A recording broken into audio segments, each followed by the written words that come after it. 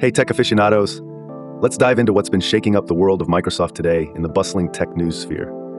First things first, the talk of the town has been Microsoft's annual meeting, where a proposal about Bitcoin had everyone's keyboards clicking at top speed. Microsoft shareholders had the chance to vote on whether the tech giant should stash a slice of its colossal $78.4 billion in cash and marketable securities into Bitcoin, a mere 1% of it, to hedge against inflation. This soundbite came courtesy of a proposal from the National Center for Public Policy Research, a conservative think tank with a financial carrot to dangle in front of Microsoft.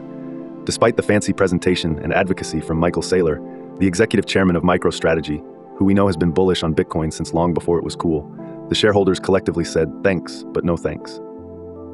Saylor tried to sweet-talk Microsoft into making Bitcoin the Beyoncé of its investment strategy, highlighting how his company saw a stock surge of 2,500% since adopting Bitcoin as part of its treasury strategy. He pointed out that maybe, just maybe, Microsoft had missed out on $200 billion in hot potential by opting for more traditional routes like stock buybacks and dividends instead of jumping on the crypto bandwagon. But it seems Microsoft's board was in no mood for the wild roller coaster ride that is cryptocurrency, specifically pointing out Bitcoin's notorious price shenanigans. Basically, they weren't raising their corporate levels of zen by ditching tried-and-true financial strategies for something riskier than a plate of sushi at a gas station. You can almost hear them stressing stability and predictability in their sleep. On another note, Microsoft found itself under the magnifying glass when compared to its competitors in the software industry. The company's performance paints quite a picture, punctuated by talk of undervaluation with a low price-to-earnings ratio and a price-to-book ratio that could signal untapped growth.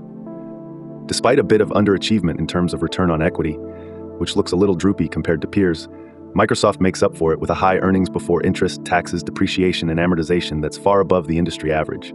Essentially, they seem to trade a little bit like a Lambo running on Toyota money, a fitting metaphor for their robust cash-generating prowess. Moreover, Microsoft's revenue growth is outstripping the industry norm like a Tesla Abyss gearing on a bird scooter.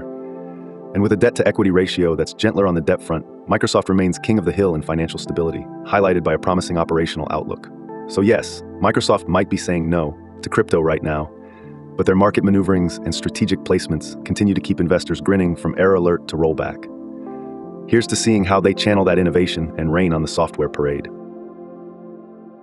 Thanks for watching to the end. Remember, this is just one story from our full daily show, which includes all the other news and an analysis of the day's tech market activity. If you found this video interesting or insightful, then please like, subscribe, and share it with others. Your support is greatly appreciated.